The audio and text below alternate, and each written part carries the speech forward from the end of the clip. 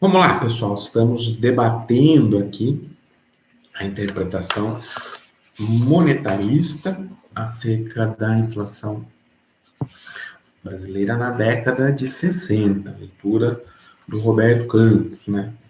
Como a gente debateu no vídeo anterior, ele atribui ao desenvolvimentismo, ao pacto trabalhista, a responsabilidade pela inflação brasileira. A inflação brasileira não é, na verdade, uma inflação de oferta, é uma inflação de demanda. Ela não é resultado dos estrangulamentos de oferta, dos pontos de desequilíbrio no que diz respeito à oferta. Na verdade, é a própria inflação que causa esses desequilíbrios de oferta. É a própria inflação que causa essas restrições mais amplas associadas a uma política desenvolvimentista. Legal, a gente já olhou um pouco para as causas, né? Então, voltando, Roberto Campos vai falar. A inflação é inerente ao desenvolvimentismo. Logo, para combatê-la, seria necessário reorientar as políticas de desenvolvimento. É uma discussão mais ampla, tá? Não é só uma discussão de natureza da política monetária, da política fiscal, é uma discussão mais profunda, que vai não só nos fluxos das políticas monetária e fiscal, e também cambial, mas busca entender, olha que é a riqueza no debate, mesmo numa perspectiva monetarista que é reducionista. Busca entender como aquelas políticas são resultado de uma estratégia deliberada de desenvolvimento. Então, não dá para combater a inflação sem reorganizar essas políticas de desenvolvimento. Como reorganizar? Primeiro momento, a derivação de política vai acabar sendo, no final das contas, convencional, né? Mas a compreensão é mais ampla. Preciso reduzir o déficit fiscal. Só que eu só consigo reduzir o déficit fiscal se eu reorganizar a estratégia de desenvolvimento. Não dá no desenvolvimentismo para reduzir esse déficit fiscal. Preciso reduzir subsídios, eliminar subsídios, reduzir investimentos públicos, causadores dessas distorções, reduzir os gastos administrativos, levar um realinhamento tarifário, o que vai acontecer ali depois no PAEG, levar a um realismo tarifário nos preços públicos para fazer com que as empresas estatais não tenham tantas pressões nos seus ombros, tendo de transferir recursos para outros setores. Preciso estimular a poupança voluntária com regulamentação, estabelecimento de um mercado de capitais, aquela lógica de incentivar via preços relativos o aumento da poupança doméstica, inclusive atraindo capital internacional. Preciso estimular a entrada da poupança internacional, em termos monetaristas. Preciso estimular a entrada de capital internacional. Como que eu faço isso? Elimino restrições, regulamentações, anos 60, hein, pessoal? Restrições com relação à remessa de lucros, dividendos, restrições com relação a áreas possíveis de atuação do capital internacional, liberalismo. Contém aumentos salariais, estamos já aqui, o que vai ser aplicado no período da ditadura. Contém aumentos salariais, rompe com essa perspectiva trabalhista do desenvolvimentismo, os ideais trabalhistas, remova os controles cambiais. Por quê? Porque esses controles cambiais são peças centrais da estratégia desenvolvimentista. Da estratégia desenvolvimentista que distorce preços relativos em direção à industrialização. Em direção a uma industrialização que é ineficiente, quase que em seu nascimento. Em direção à industrialização talvez nas palavras lá do Buda, nos anos 40, no Buda, que esteja associada a uma conspiração dos ineficientes. O empresário só consegue se manter protegido pelo Estado, o Estado tem uma fuga para frente por meio de aumento permanente dos gastos, oferecendo subsídios ao setor privado, economia protegida. Então, essa industrialização seria, de certa forma, ineficiente nesses termos. Então, esses controles cambiais serviriam para empurrar a industrialização com todas as limitações que a gente conhece. Se eu contornasse esses controles, teria uma taxa de câmbio mais competitiva, mais pró-exportação, e contornaria limites no que diz respeito ao estrangulamento externo, dado que eu estou sempre importando para avançar na industrialização. Então, estou, de certa forma, corrigindo erros de preços relativos que estão associados a uma estratégia de desenvolvimento estruturalmente errada, na perspectiva dele. Ok. Ele vai entender ainda que, olha, fazer algumas concessões. Vai falar o seguinte, tudo bem, em países subdesenvolvidos, as tendências inflacionárias, as pressões inflacionárias, entre aspas, seriam maiores que nos países desenvolvidos. Ok? Por quê?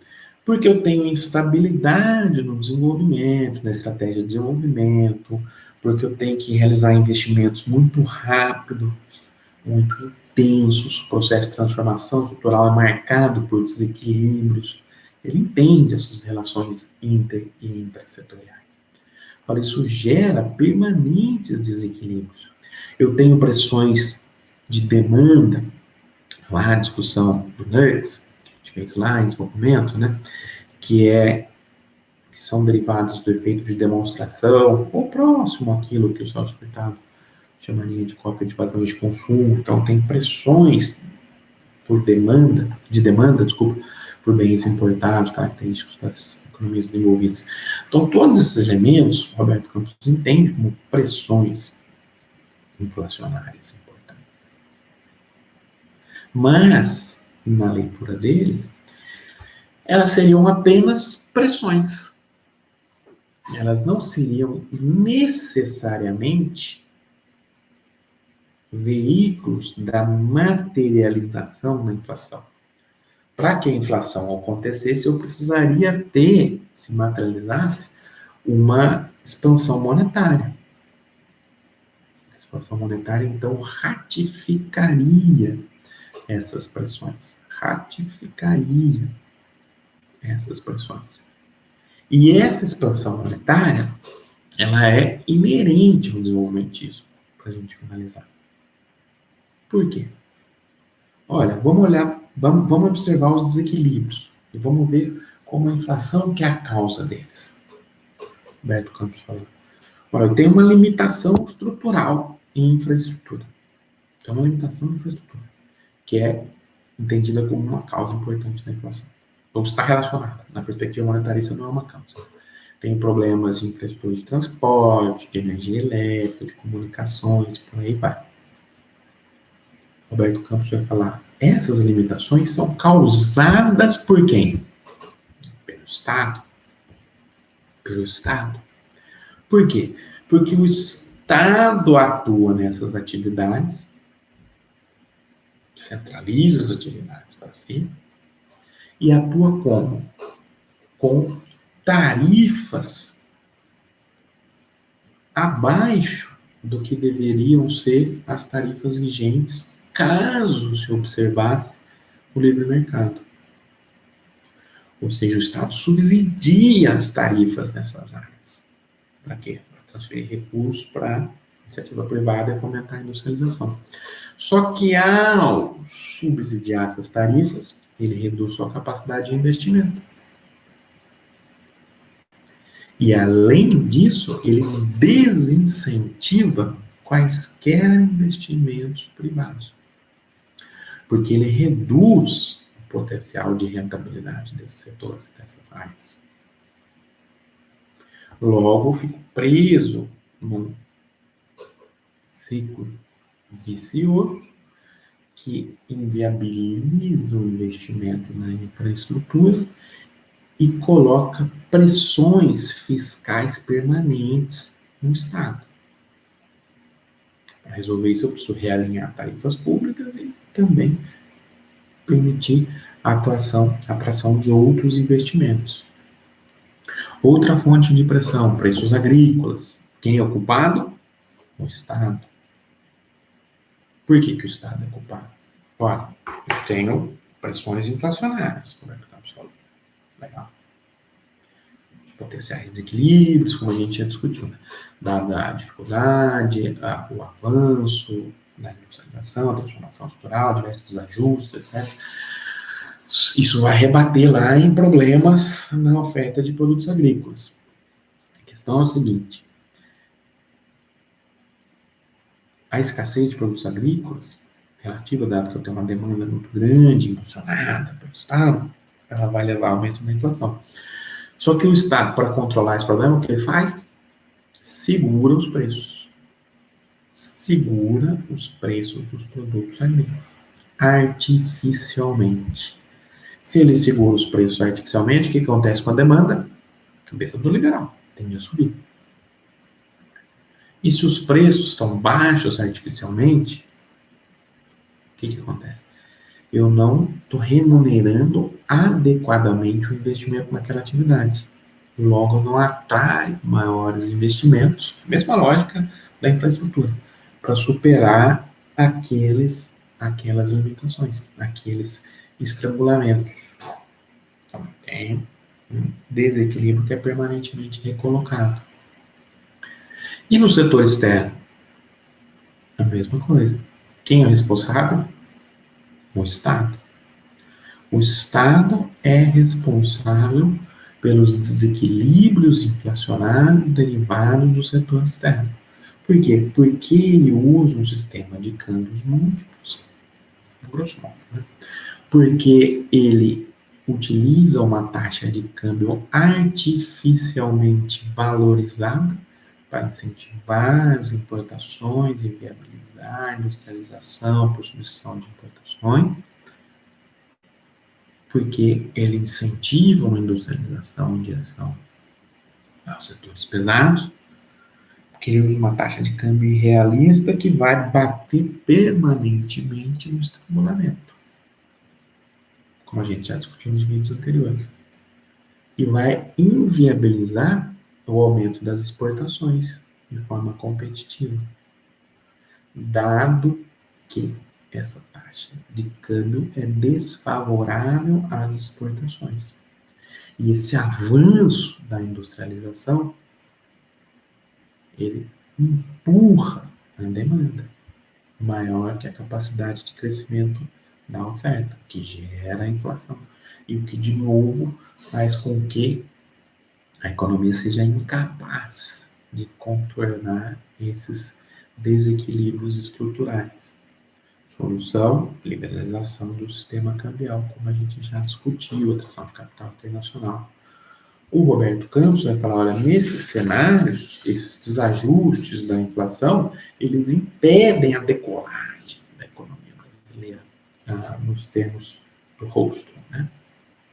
Impede o investimento em infraestrutura, transformação, na estrutura produtiva, alguns setores líderes, crescimento da exportação, ou seja, impedem o desenvolvimento.